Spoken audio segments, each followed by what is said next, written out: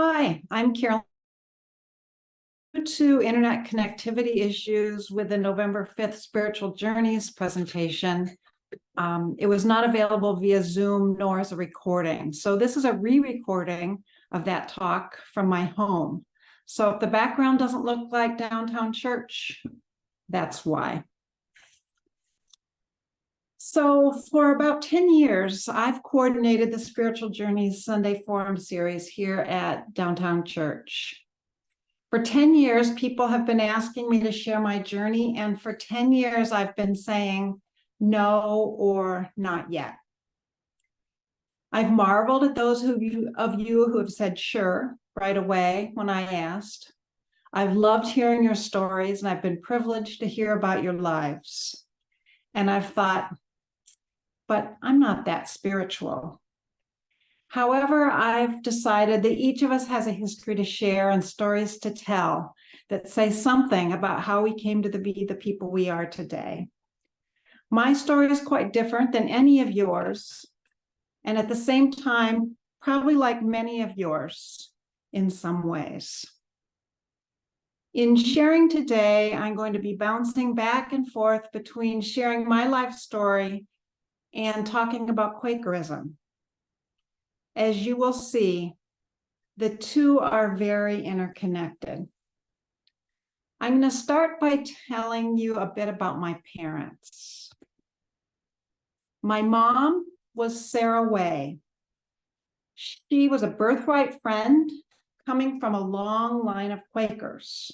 Many of her ancestors came to Pennsylvania to join William Penn and the Holy Experiment in the late 1600s to mid 1700s. They primarily came from England and Ireland and settled in the Brandywine Valley area of Philadelphia, which is now sort of western suburbs of Philadelphia. Some of the towns there are Media, Kennett Square, Chaddsford. In Mom's home, plain Quaker language was used, like thee and thy. For example, where is thee going? Or would thee hang up thy coat? My mom and her sister used this language with one another until their deaths, and they used it with their parents, but Mom never used it with me. Mom attended Westtown, which is a Quaker boarding high school, not far from where she grew up. She told me that the three career paths that she thought were available to her were being a nurse, a teacher, or a secretary. She chose to be a nurse and went for her teacher's training at Bryn Mawr Hospital, which was actually only a few miles from where our daughter Becca went to college at Haverford. She was a private duty nurse for a while before returning to Westtown to be the boys' nurse at the same boarding school she had attended. My dad was Robert Fletcher Berquist. He grew up in a Presbyterian family in Mankato, Minnesota, which is about 90 miles south of Minneapolis. On his mother's side, 7 of his ancestors were on the Mayflower. His father's family had recently immigrated from Sweden. Dad attended Macalester College, a Presbyterian affiliated college in Minneapolis, and then attended Chicago Theological Seminary for a year and a half. He decided that being a minister was not his life's calling and worked in insurance claims while trying to figure out what to do with his life. During that time, he became acquainted with the Pacifist Action Fellowship and then with Quakers. He learned of the Scattergood Refugee Hostel in West Branch, Iowa, that was started in 1939 by the American Friends Service Committee to welcome Jewish refugees who were escaping Hitler's reach in Germany and Austria. Dad went to volunteer on the staff of the hostel in 1940 and was there for a year before being called into service for World War II. As a committed pacifist, Dad joined the Civilian Public Service for conscientious objectors to war. CPS, as it was called, was primarily made of young men in the three historic peace churches, that being Quakers, Mennonites, and Brethren. Dad joined as a Presbyterian. CPS men worked without pay for 4 to 5 years during World War II. Dad did conservation and soil conservation work, cooked for firefighters, and was a patient aide in a mental hospital. He was in camps in Indiana, Virginia, New Hampshire, Maryland, and California. In the midst of CPS, he became a convinced friend, leaving the Presbyterian Church. As a result of having been in CPS, Dad got acquainted with a lot of other Quaker men, and throughout his life seemed to know so many people from those 4 to 5 years that he was in CPS.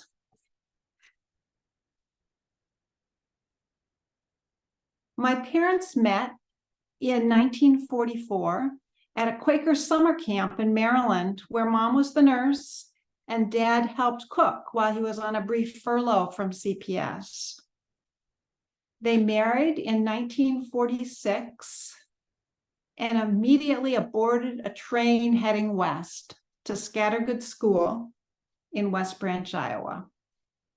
The boarding school had reopened on the same site where Dad had volunteered at the refugee hostel. Mom and Dad remained on the staff for 33 years, retiring the year John and I got married in 1979. Scattergood is a 4-year college prep Quaker boarding school with 60 students and about 20 faculty and staff who mostly lived on campus. Students were all expected to contribute to the operation of the school, and each student had 2 crews that rotated every 3 weeks. Examples of crews are baking bread, breakfast preparation, lunch dishes, cleaning the bathrooms in the dormitory, picking apples, making apple cider, doing laundry, and farm crew. All sophomores had a sow, which is a female pig, to raise as part of their biology class. The school had a Quaker meeting house, and students were expected to attend meeting once a week.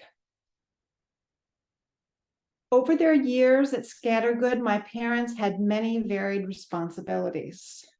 Dad taught social studies, history, Old and New Testament, the prophets, and Quakerism.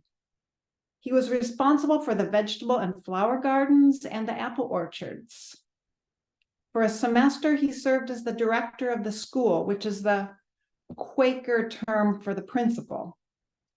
He led a senior trip every year to Washington, D.C. and New York City, with focus on political topics in D.C. and United Nations topics in New York City. Mom was the nurse with the infirmary and the dispensary in our home, the hostess with guest rooms in our home, and we had guests like Buckminster Fuller, Yule Gibbons, who wrote Stalking the Wild Asparagus, Selma Burke, who was a renowned sculptor. So I had this culture right in my home. Oh, and also Peace Pilgrim, who walked across the country for peace, stayed at our home at one point. So Mom was also the primary person responsible for canning and freezing garden produce to feed the school. She was the bookkeeper for the school's farm and at times kept the books for the entire school. She helped out in the kitchen and sometimes was responsible for getting meals for 80 people. She assigned students to crews, rotating those responsibilities every 3 weeks, and she did everything else that was not in her job description. Oh, and yes, she also raised 2 children. My older brother, Paul, born in 1950, and me, born 5.5 years later in 1956. We were truly part of a community at Scattergood. Our house was in the center of campus. It now has been named after my parents and is called the Berquist House.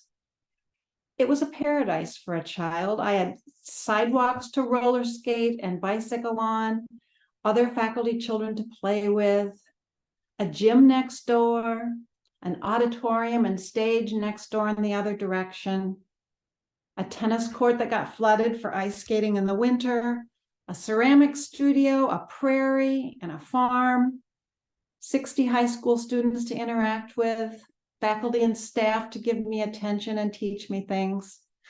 You get the picture. I was given free rein on the 100+ acre campus.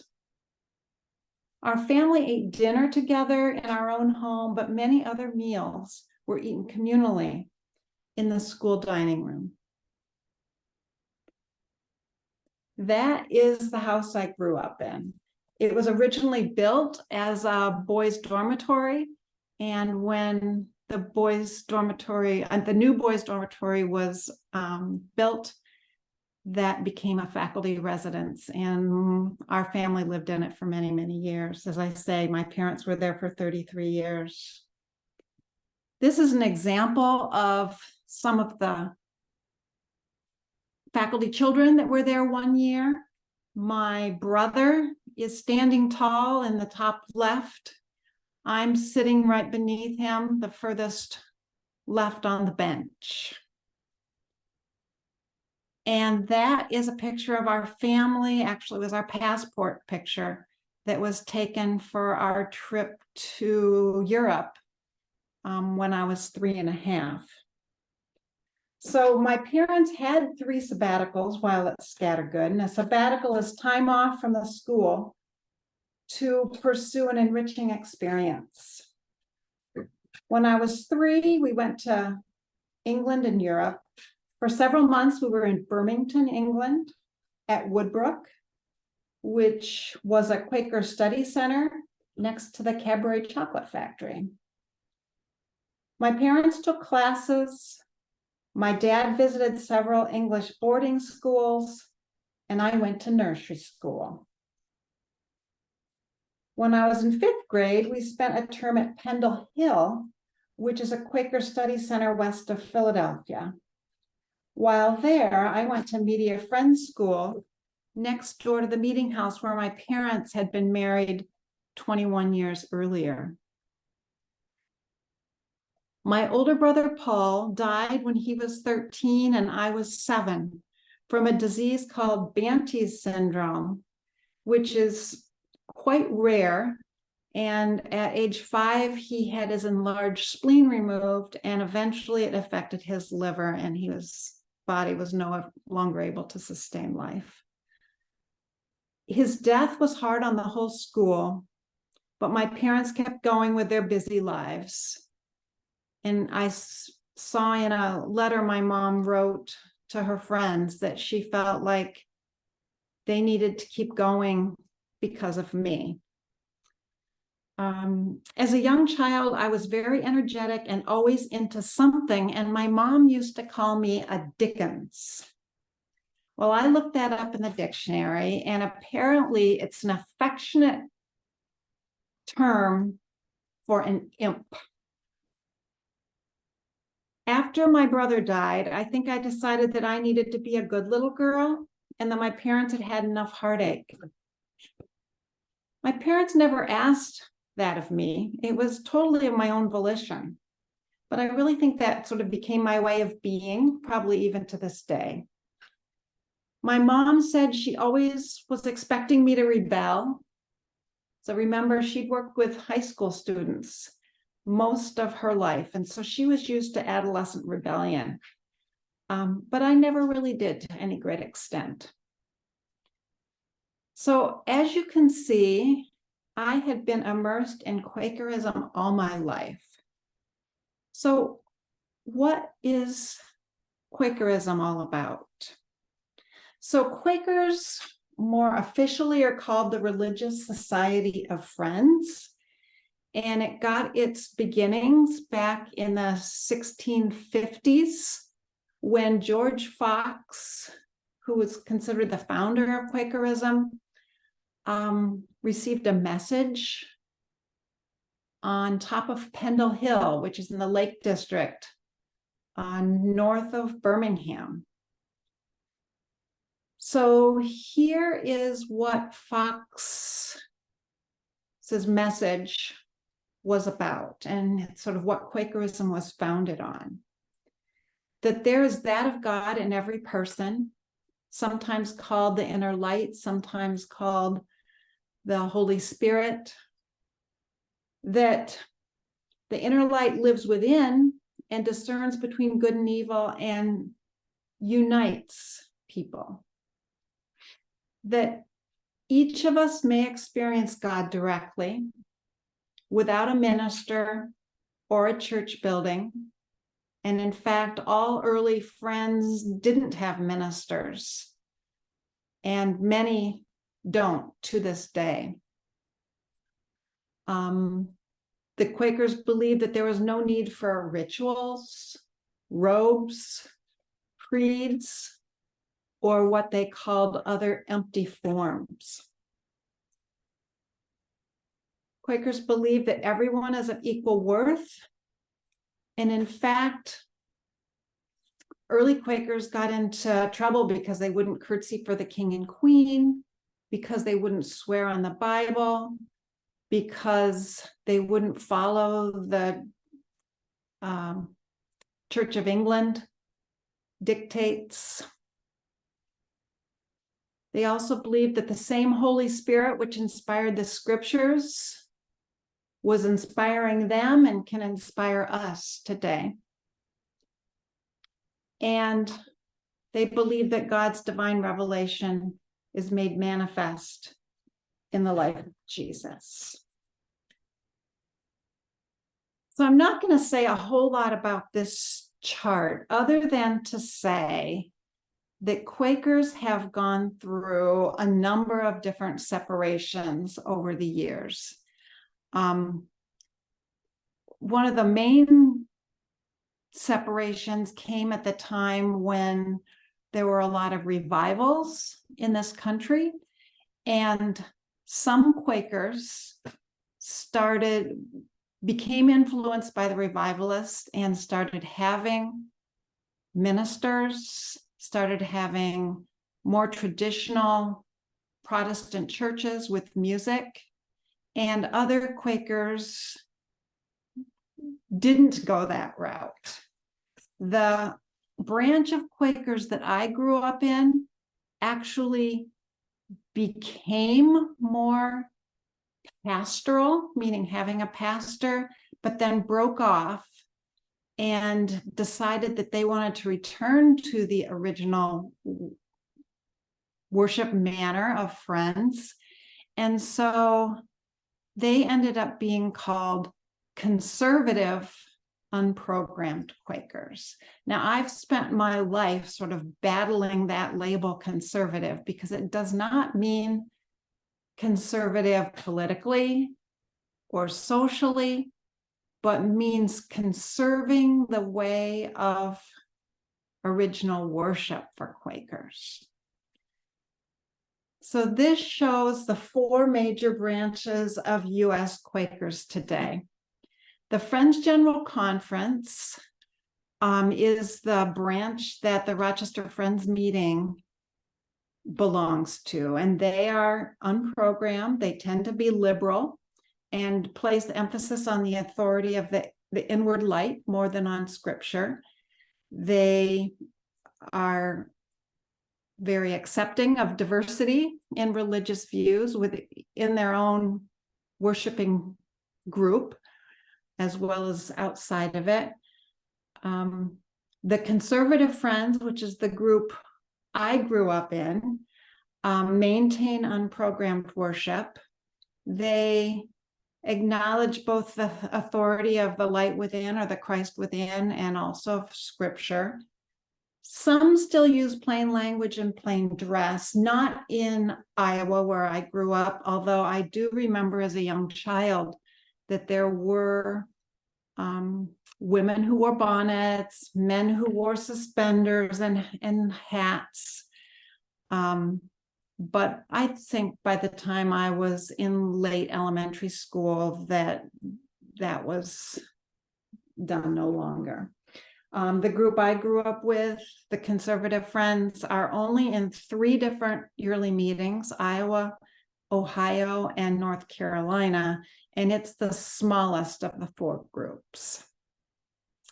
The Friends United meeting primarily has programmed worship, meaning they have a minister, they have music as part of their worship service.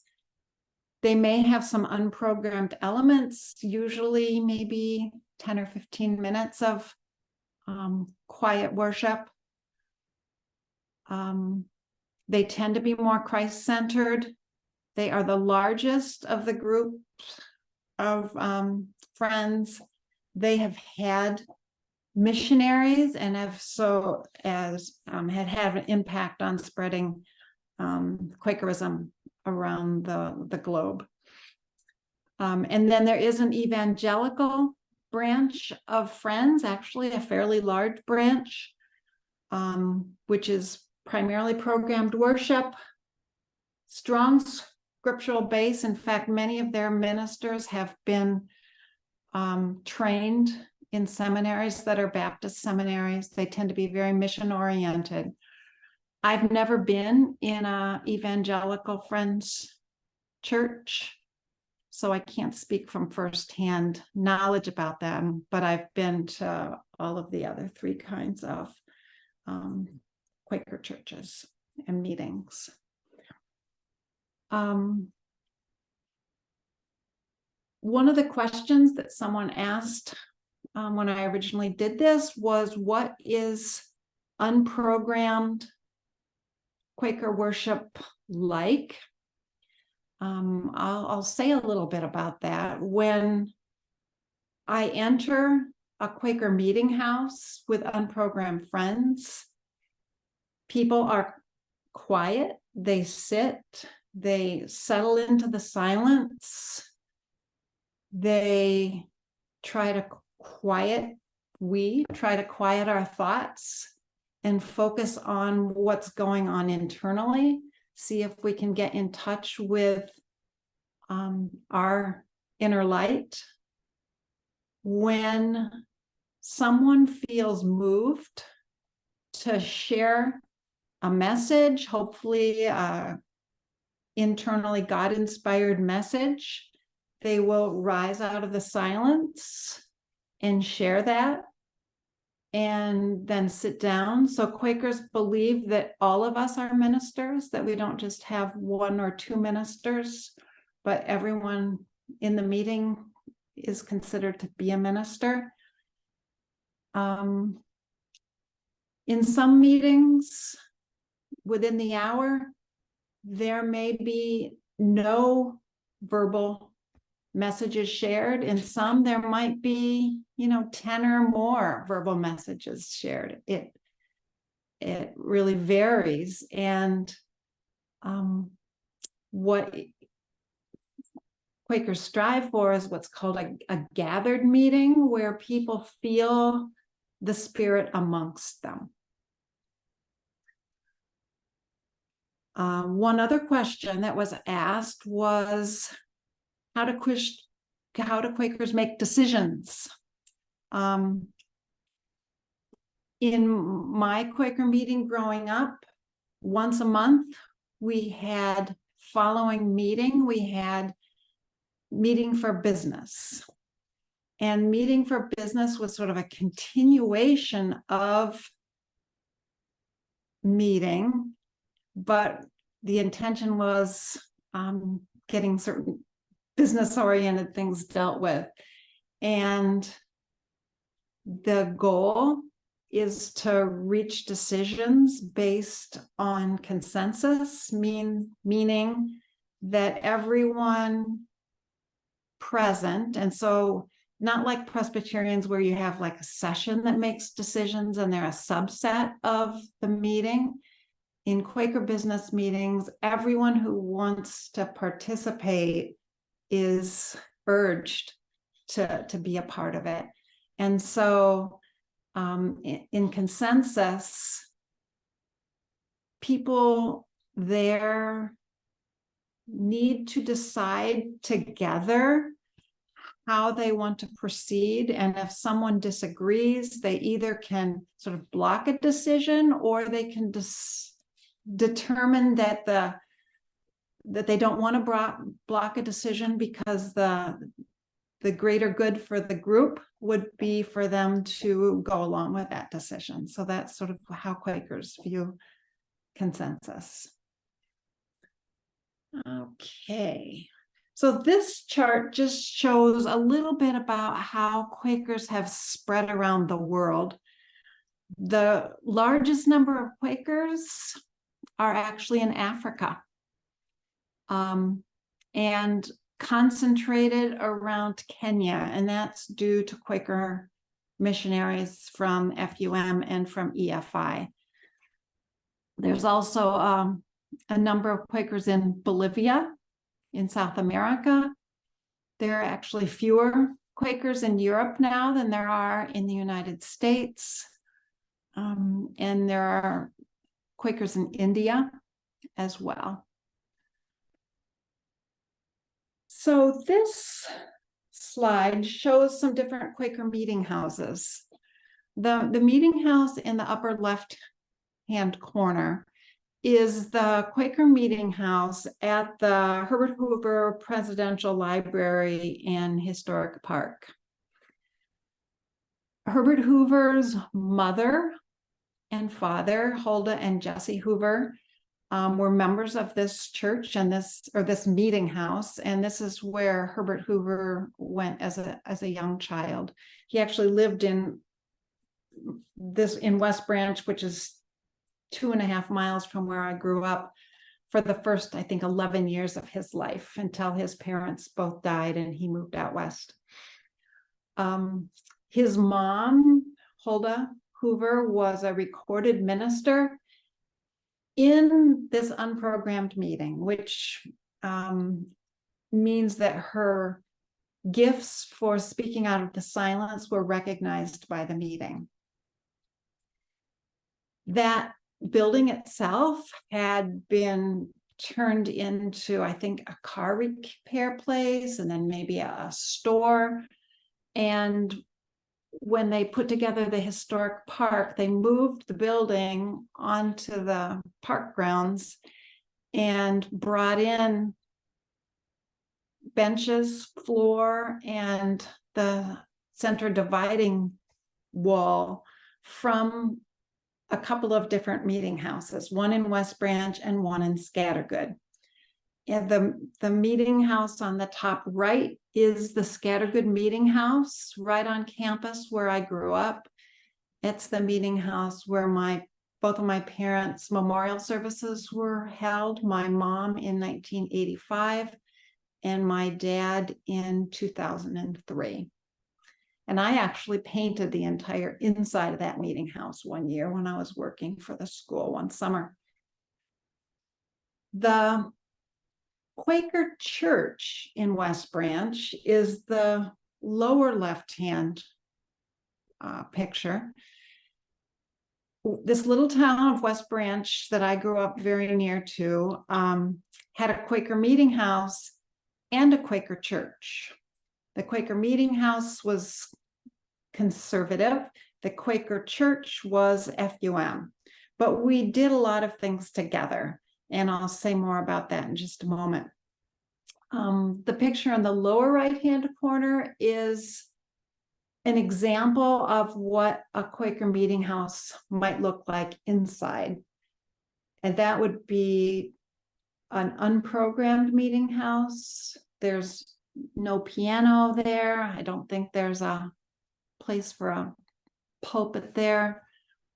As you can see, there are no stained glass windows. Quaker meeting houses are pretty plain and unadorned.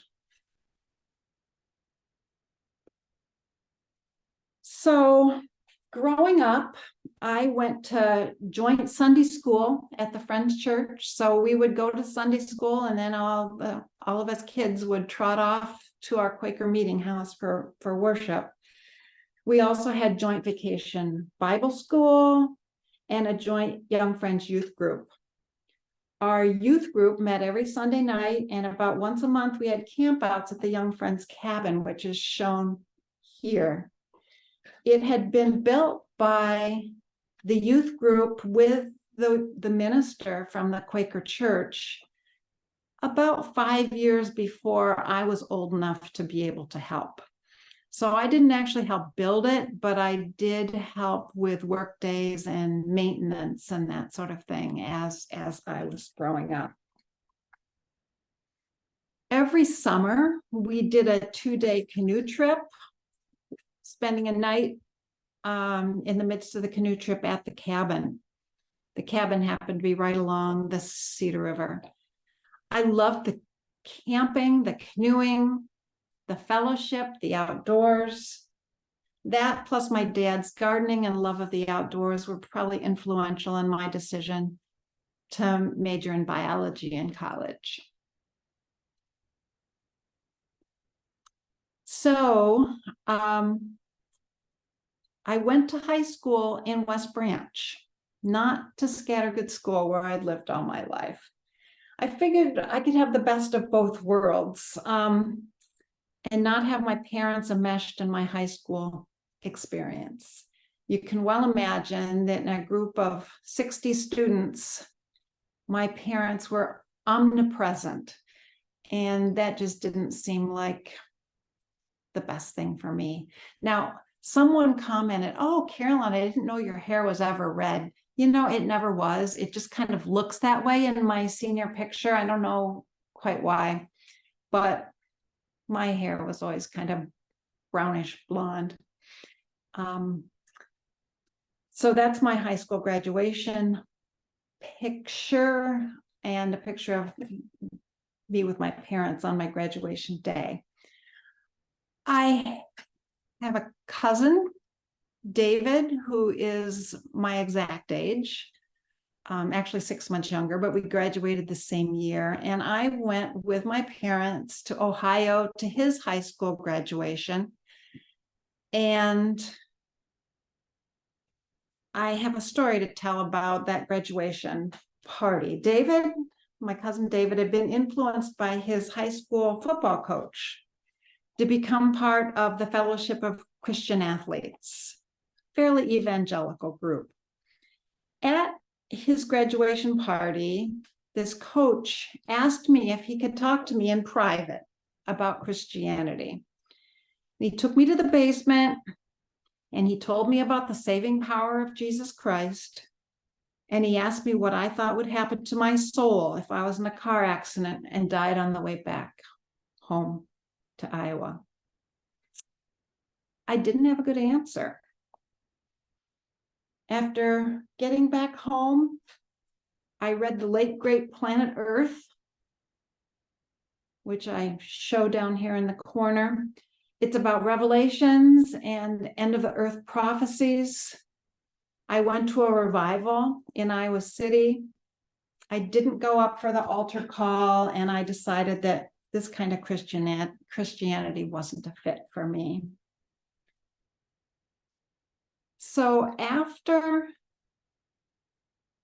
high school, I decided to go to Earlham College, which is a Quaker college in Richmond, Indiana, with about 1,000 students. I really loved my college experience. I did Quaker things there too. I was part of the college Young Friends group. I most weeks went to the Quaker meeting, which was right on campus. I had a Quakerism class with Hugh Barber, who was a renowned Quaker scholar who happened to be on the faculty at Earlham. My junior year, I went to England on a Quakerism study abroad trip.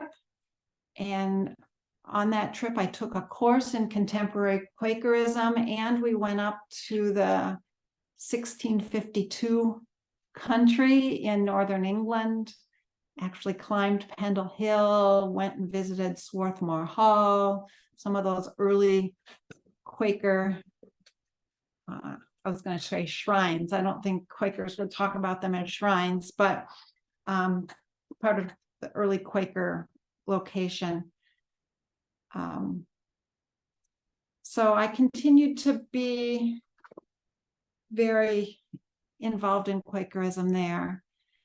Here is a group of women that I got to know through my college years, and we lived in a house together my senior year. John used to call us a utopian community because as a group of housemates, we took turns making yogurt, making granola, making meals together. I think we ate together 4 or 5 nights a week. We took turns cleaning the house, and we really became lifelong friends. We meet once a month via Zoom now. We've had multiple reunion gatherings, both back at Earlham, in the Smokies, in the Tetons, last summer near Ithaca, and I just got back from a reunion at Earlham 3 weeks ago, and all of us were there except one.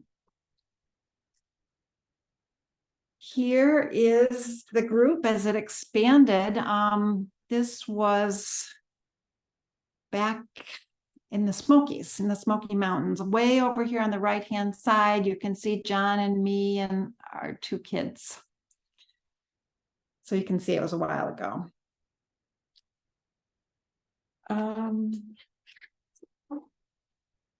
Okay, this may be someone you recognize. So also at Earlham, actually my freshman year, I fell in love with the son of a Presbyterian minister. This is John Doherty. He was as immersed in Presbyterianism as I was in Quakerism. He was a psychology major, 2 years ahead of me. What do you do with a psychology major? You go to graduate school. So he decided to go to the Earlham School of Religion, which is a Quaker seminary and was right on the edge of Earlham College's campus. As part of his seminary experience, he did an internship at a Quaker church. We were married in a Quaker wedding ceremony. So in a Quaker wedding ceremony, it's almost like a meeting for worship, where in our case, once the group had gathered, the audience, so to speak, had gathered, John and his parents and me and my parents walked down the 2 aisles and sat with our parents on benches, which were at the front of the church. When John and I decided the time was right, we rose and took each other by the hand and said our wedding vows to each other. There was no minister. The state recognizes Quaker weddings without ministers. The vows we said to each other were pretty traditional vows, but we had to have them memorized. What I said to John was, in the presence of God, and these are gathered friends, I take you, John Doherty, to be my husband, promising with divine assistance to be unto you a loving and faithful wife as long as we both shall live. And he said the same to me. In the sort of the Quaker process, we had to meet with a clearness committee, which was a group that was appointed by the monthly meeting to meet with us to see if we'd really thought through this process of getting married. And I guess they thought we were okay. We also had a wedding certificate, which wrote out all of our vows, and everyone who was in attendance signed it, and it hangs on our wall in our bedroom. In Quaker meetings, as well as Quaker weddings, anyone in attendance can rise and speak out of the silence, oftentimes offering support to the couple. We also had a friend that sang. So that was our Quaker wedding. So John's first ministerial job was at a small Presbyterian church in Canoga, New York, which is just south of Seneca Falls. I attended his church in part because that's what I thought I should do as a minister's wife, and in part because there was no Quaker meeting nearby. I taught Sunday school. I puttied and painted all of those windows in the sanctuary. I think each window had 40 panes. I didn't want to be thought of as a traditional minister's wife, and I guess that's one of the things I did to show that I was different. I volunteered at Montezuma National Wildlife Refuge while there, and I started working at Eisenhower College, which was 3 miles north of our little Canoga church. So Eisenhower closed after I'd been there 3 years in 1983. And after a year, we moved to Rochester. Eisenhower was part of our IT, so I still had a job, but my job was up here in Rochester. John shifted direction and got a master's degree in computer science, and we started attending Chi-Li Presbyterian Church, then Downtown Presbyterian Church in about 1985. Our first visit to Downtown Church was actually with Janie Spar, a number of years before she was called to be a minister here. John's folks knew Janie, and she was in Rochester, was staying at our home, and we went with her to Downtown Church. We came back to Downtown Church because we were impressed by the church's commitment to sanctuary. We'd recently seen the film El Norte about 2 Guatemalan youths who'd fled political unrest and headed north. And it seemed like Downtown Church was putting their support into action by being a sanctuary church. It became clear to me that I could be more comfortable worshiping with Presbyterians than John would be worshiping with Quakers. Additionally, I thought it was important that we worship together as a family, and our children literally were bored to tears with silent Quaker worship. One time when we were in Iowa at Quaker meeting, my kids didn't want to leave after 15 minutes with the other kids because they didn't know them.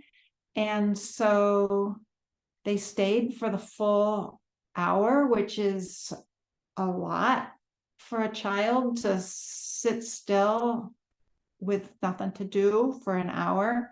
One time I looked over at Becca, and literally tears were coming down her cheek. So I never hear the bored to tears phrase without thinking of that. So back to Quakerism and how my Quaker upbringing affected the way I live my life, have lived my life, and do live my life. So Quakers think that the actions speak louder than words.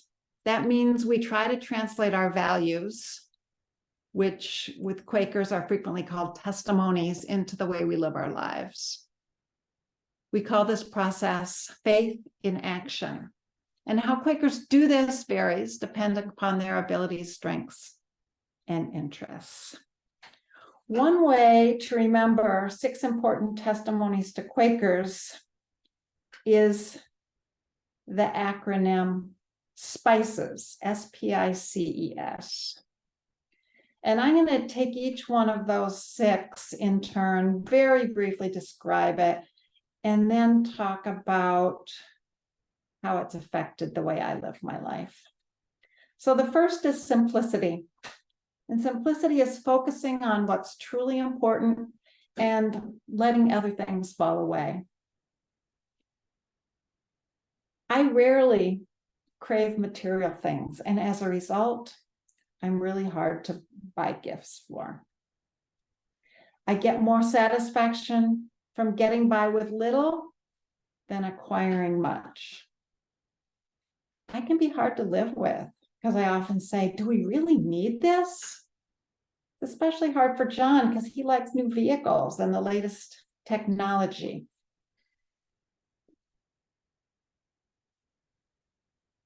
Peace. Peace is seeking justice and healing for all people and taking away the causes of war in the ways we live. I really do believe that war is never the answer. Diplomacy, negotiation, honoring that of God in others is always preferable. So even though I believe war is never the answer, that doesn't mean I always know what a better answer is. For example, Ukraine has me stumped. You know, it seems like diplomacy was tried and the Ukrainian people have been abused. But still, war is not the answer. I is for integrity or truth-telling. And that's described as living as whole people who act on what we believe, tell the truth, and do what we say we're going to do. I try very hard to never say anything that's not truthful. In fact, I had difficulty with what to say to my kids about Santa Claus, the Tooth Fairy, and the Easter Bunny. I don't commit to things that I won't do. And I do try to do things that I do as well as I can. And one thing I really dislike is anyone lying to or deceiving me. Community is supporting one another in our faith journeys and in times of joy and sorrow, and sharing with and caring for each other. So as I described before, I grew up living in community, and I really still yearn for that. Very interested in eco-villages, which has cooperative governance and some shared meals. There's one in Ithaca that we've visited. Just a very interesting concept to me. John and I are looking at Quaker continuing care retirement communities. One we visited within the year actually had banners all over the campus with these various Quaker testimonies on them, like simplicity and integrity and equality. So equality is treating everyone everywhere as equally precious to God, and recognizing that everyone has gifts to share. And that is where the Quaker belief in that of God in everyone comes from. Also, when I think back to the way I grew up at Scattergood, all of the high school students called the teachers called their teachers by their first name. In college, we all called our professors by their first name. And so that's just my sort of first thought, is to call people by their first name. So for instance, I always kind of have to wonder who they're talking about if someone asks about Mrs. Doherty. To me, it feels like my mother-in-law. It doesn't feel like me.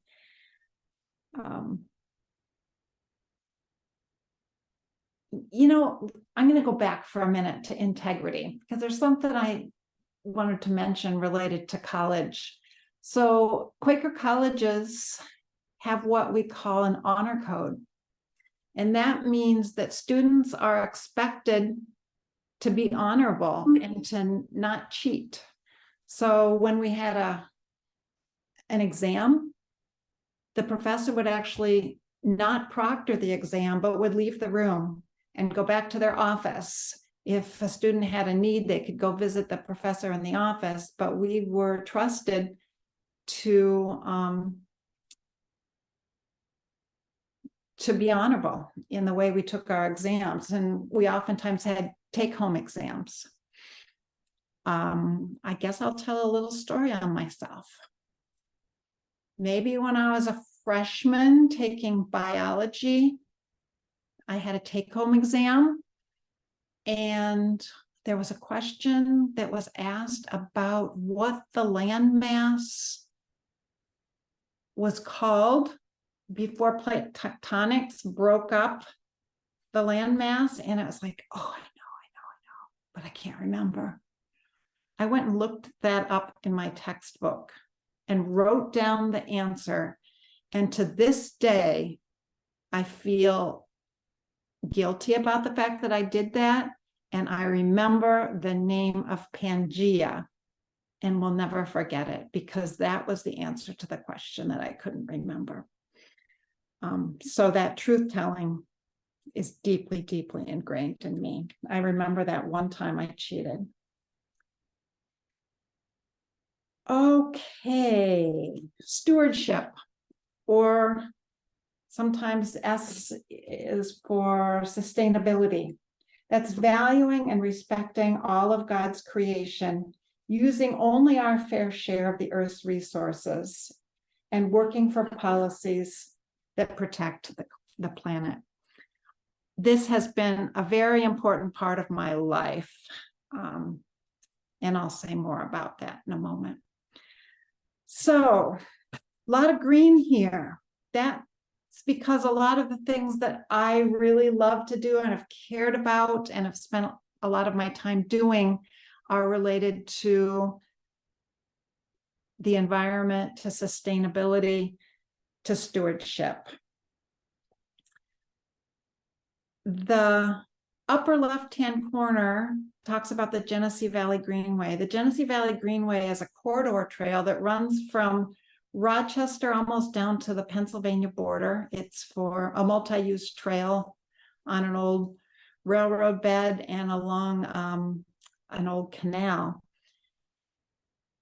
Our family has been involved in that greenway for 32 years. We are trail adopters, and I used to be on the board. In the middle is the town of Chili. I have been on our town's conservation board for 30 years, working to make sure that there's as much greening of our community as possible, and that there aren't negative impacts on the environment due to development. Upper right-hand corner is the Chestnut Ridge Nature Trail. Chestnut Ridge is my kids' elementary school, and I spearheaded the effort to develop a nature trail and 2 outdoor classrooms there while they were in elementary school, as well as developing curriculum for the teachers. RMSC, Rochester Museum and Science Center, is right in the middle there, and currently I'm a docent at the Museum and Science Center. I'm not going to talk about all these, but you get the drift, that those are things that have been important to me. My work over the years, the first four are sort of my initial employment in nature centers, outdoor education centers, camps, wildlife refuge. Generally, I was a naturalist or a teacher naturalist, working with school groups to help students become more aware of their environment so that hopefully long-term they would care for and take good care of the world we live in. Most of my professional career has been spent working with college students, first at Eisenhower College when John was a minister down in Canoga. I was an HEOP, Higher Education Opportunity Program counselor, working with financially and academically disadvantaged students who would not ordinarily be admitted to the college, but with support, would become successful college students.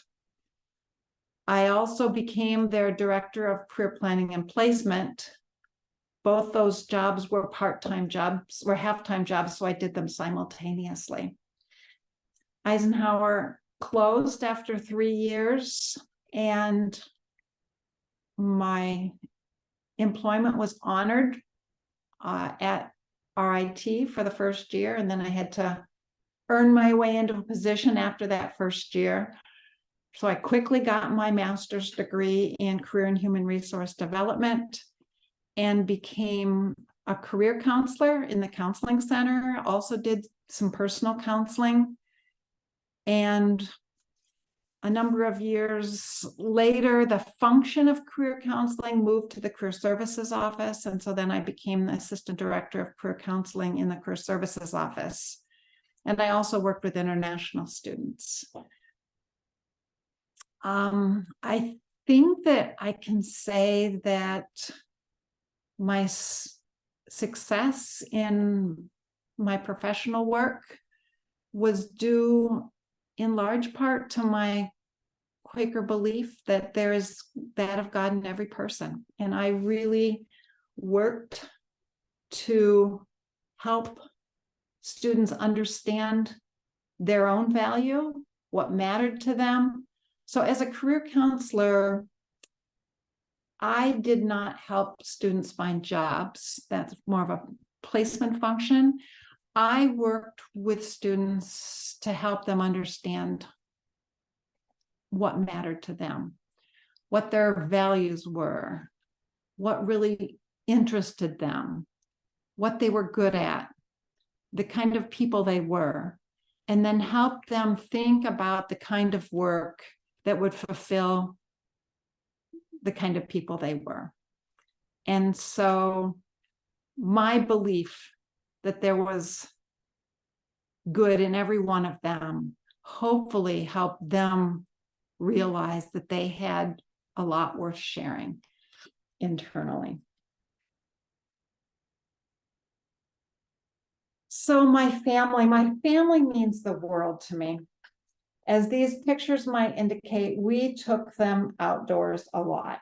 We did family canoe trips, we did family camping trips, we hiked a lot, we climbed to the tops of mountains. Chris and Becca grew up here in the downtown church community, and you may well remember them from those days. And our family expanded. We look at the picture on the left here.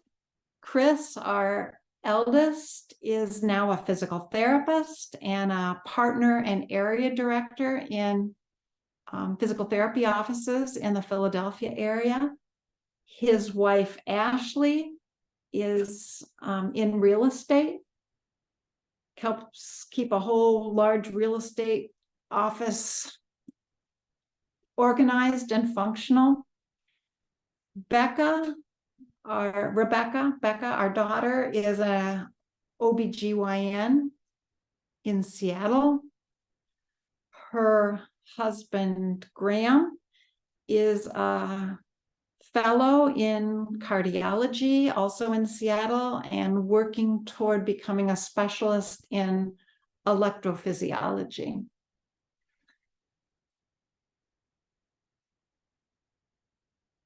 And our family expanded again. Parker, our only grandchild, our granddaughter, is almost 27 months old. Here Parker is with her parents, our son Chris and his wife Ashley. And the lower right-hand corner was taken last Christmas, just to illustrate how important the parents of our kids' spouses have become to us. The two right-hand people in that picture are Ashley's parents. They live in the Philly area. We also really treasure our relationship with Graham's parents, who are in the Seattle area. So, how I might be different from all of you, having grown up as a Quaker. I've never been baptized with water. Quakers don't have sacraments in worship. As a birthright friend, I was a member of the church or the meeting from birth.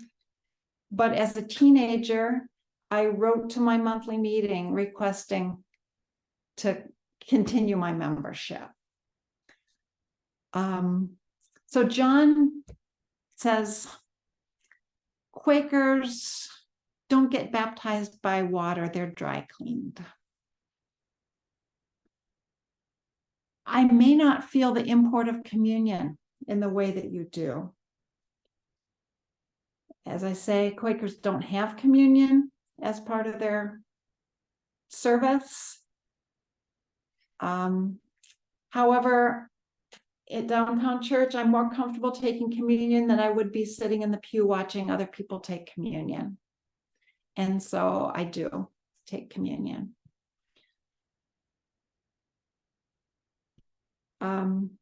As I said before, I don't have cravings for material things. My first instinct is to call people by their first names, which I've mentioned. I'm uncomfortable being asked to say creeds or say things that I'm not sure I fully believe. For instance, it doesn't happen often at Downtown Church, but every once in a while we're asked to say the Apostles' Creed. And I can say some of it and not all of it. Taking an oath is uncomfortable for me, and that's something that early Quakers wouldn't do, because Quakers believe that we should be believed that we're telling the truth because we tell the truth, not because we swear to tell the truth.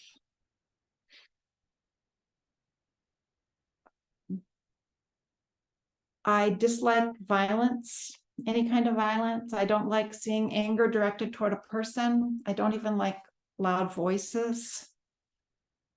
Work hard toward reconciliation. I would like to live communally or in community. Heaven on earth for me would be having all the people I love and care about living nearby. That includes that group of women that you saw from college that I consider to be good friends. It would include my kids. It would be awesome to have everybody living right near. And then I am really working hard on not needing all the answers. I think looking back at that time when I was the summer between my high school and college years, that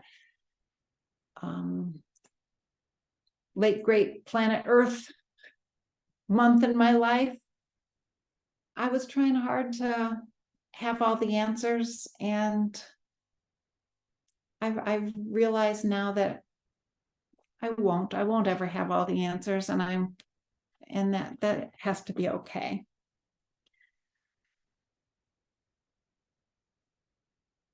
So what I've learned from Presbyterians and why I like all of you so much. I've learned a lot about the Bible and about social issues in the city of Rochester in my 35 years with you. Your justice commitments have stretched me and are in line with what matters to me. I do appreciate being educated and entertained in Sunday worship. Worship is also worship for me, but it is easier for me to go to a church service than unprogrammed Quaker worship is for me. In unprogrammed Quaker worship, I have to work hard at stilling myself and being open to God's leadings. And that's not always easy, to still my inner voice. Sophia Circle has been wonderfully welcoming to me and my sort of non-Presbyterianness. I certainly realize there's a wide variety of Presbyterians, just as there is a wide variety of Quakers, and I'm more comfortable with you than I would be in many other Presbyterian churches. And you can imagine that I especially loved the informal worship of Celebration 2, which we don't have any longer at Downtown Church. So I'm glad to be part of the DUPC community, and I really like you as people. So, sort of in summary, here are a few Quaker worldviews and maybe your worldviews as well. It's the duty of friends to live their lives and in so doing make the world a better place. To live their faith, and to make the world a better place. We believe that all wars and fighting are wrong, that war is never the right answer. And Quaker faith is expressed in commitments to justice and equality. And that certainly, I think, would ring true to most of you here at Downtown Church.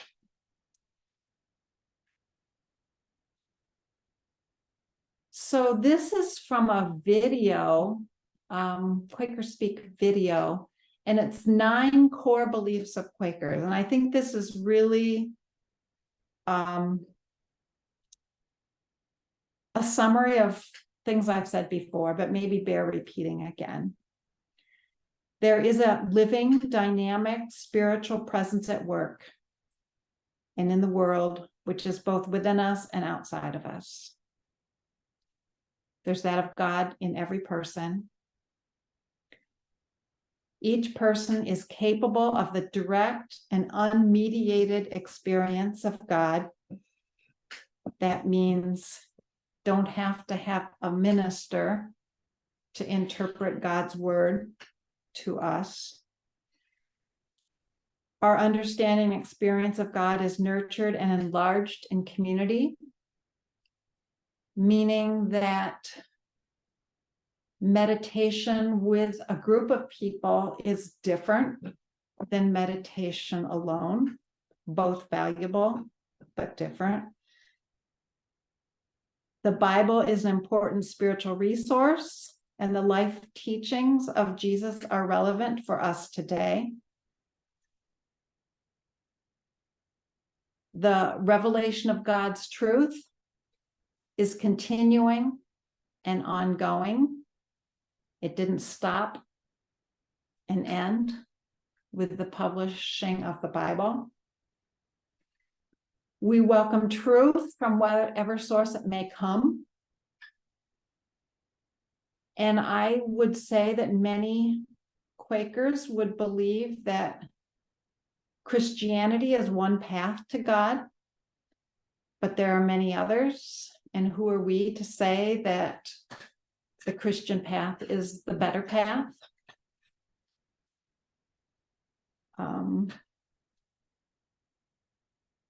Our inward experience of God transforms us. and leads us into outward expressions of faithful living, witness, and action. So what matters most is how what we believe causes us to act. So modeling God's presence in our lives is more important than espousing beliefs. And let your lives speak is a very important Quaker message.